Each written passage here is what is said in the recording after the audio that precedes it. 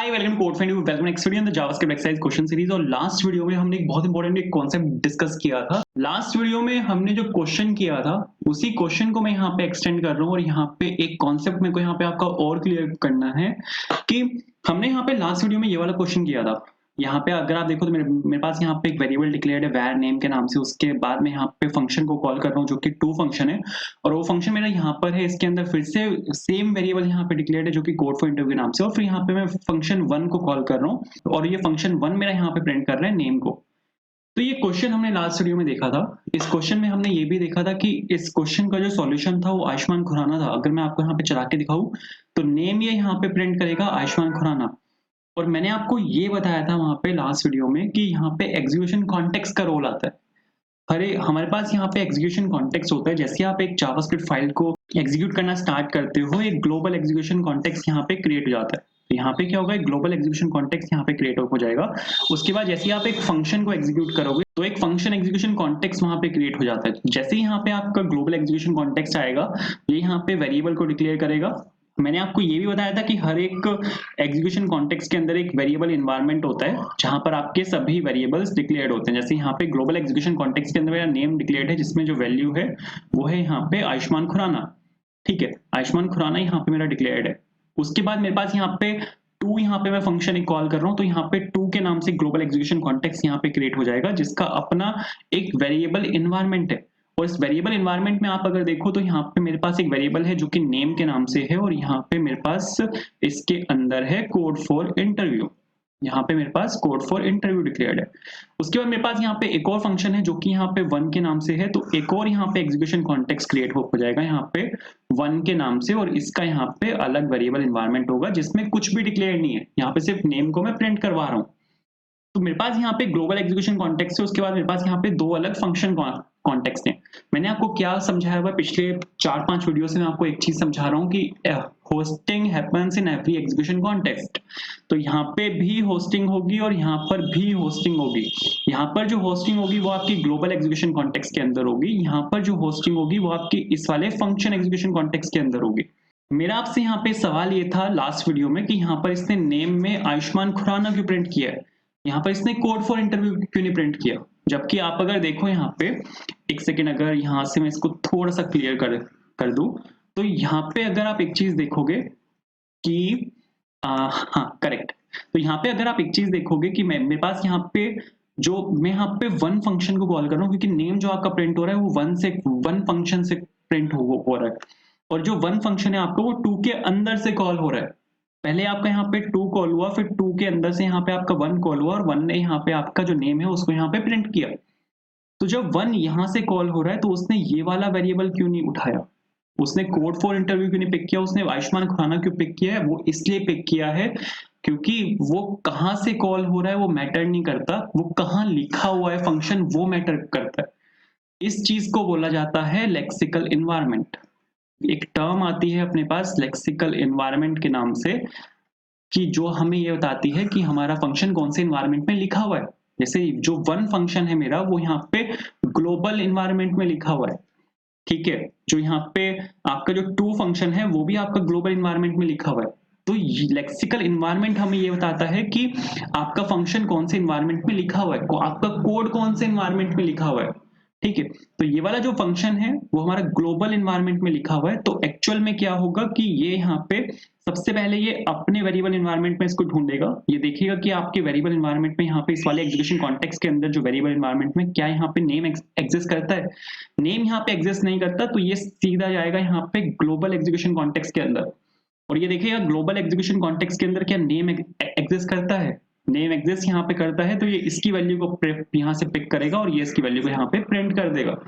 अगर ये वेरिएबल इसको ग्लोबल एग्जीक्यूशन कॉन्टेक्स्ट में भी ना मिलता तो ये मेरे को एरर थ्रो करता। अगर मैं आपको यहाँ पे दिखाऊं मैं क्या कर रहा हूँ, इस वेरिएबल को मैं यहाँ से कमेंट कर रहा हूँ। ठीक है, इस वेरिएबल को क्या किया मैंने यहाँ से कमेंट कर दिया। अब अगर मैं आपको यहाँ पे चलाकर दिखाऊंगा तो यहाँ पर ये मेरे को एरर देगा कि नेम इज नॉट डिफाइंड। आप यहाँ पे देखो इसने मेरे को एरर दिया है कि नेम इज नॉट डिफाइंड। क्यों? क्योंकि ग्लोबल एग्जीक्यूशन कॉन्टेक्स्ट के वेरिएबल एनवायरनमेंट में इसको नेम मिला ही नहीं है। ठीक है, तो ये कुछ यहाँ पे इस तरह से वर्क करता है। तो इस चीज को स्कोप चेन बोला जाता है। ये आप यहाँ पे देखो, ये जो मैंने यहाँ पे एरो बनाया है ना, ये एक्चुअल में एक स्कोप चेन है। इसी चीज को हमारे पास यहाँ पे जावास्क्रिप्ट में टर्म होती है जिसको बोला जाता है स्कोप चेन, ठीक है। और ये मेरा यहाँ पे प्रॉपर एक स्कोप चेन है जहाँ पे वन का जो यहाँ पे स्कोप है वो यहाँ पे ग्लोबल है, ठीक है। तो ये ग्लोबल में जाके चेक करेगा। एक और चीज यहाँ पे देखते हैं। मैं यहाँ पे कुछ चीजें मेरे को यहाँ से मिटानी पड़ेंगी, ठीक है। तो बस एक सेकेंड मेरे को यहाँ पे लगेगा आपको, अगर मैं एक चीज मेरे को बस और क्लियर करनी है। तो जो भी यहाँ पे सब कुछ एक्स्ट्रा लिखा हुआ है वो मैं यहाँ से हटा देता हूँ, ठीक है। और बिल्कुल ठीक है, एक चेंज मैं यहाँ पे कर रहा हूँ। लास्ट वीडियो में मैंने ये चेंज आपको करके दिखाया था, ठीक है। मैं यहाँ पे क्या कर रहा हूँ, मैं यहाँ पे रिटर्न करके यहाँ पे मैं इस वाले फंक्शन को यहाँ पे लिख रहा हूँ। अब मैंने यहाँ पे क्या किया, मैंने यहाँ पे फंक्शन 1 की जो डेफिनेशन है उसको मैंने फंक्शन 2 के अंदर मूव कर दिया। तो अब यहाँ पे क्या होगा, अब जो स्कोप चेन है ना 1 की, वो सीधा ग्लोबल को पॉइंट नहीं करेगी। पहले क्या था कि जो आपकी ये स्कोप चेन थी ये सीधा यहाँ पे ग्लोबल को पॉइंट करी थी, लेकिन अब ये ग्लोबल को पॉइंट नहीं करेगी, ये आपके यहाँ पे 2 को पॉइंट करेगा।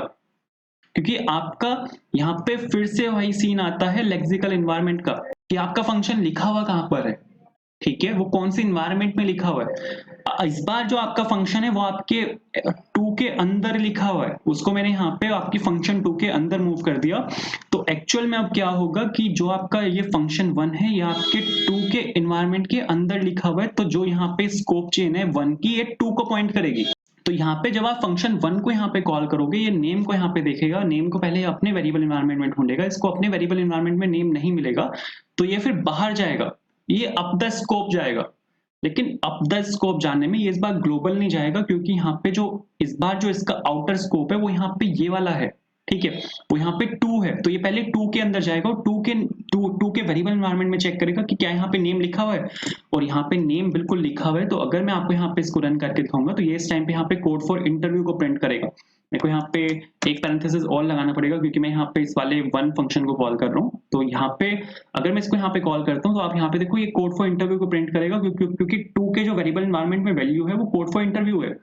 अगर यहाँ से मैं इसको हटा देता हूँ, यहाँ से मैंने क्या किया, ये अब मैंने क्या किया, मैंने यहाँ पे जो 2 का वेरिएबल एनवायरनमेंट है यहाँ से मैंने इस नेम वाली जो डिक्लेरेशन है उसको मैंने हटा दिया, ठीक है।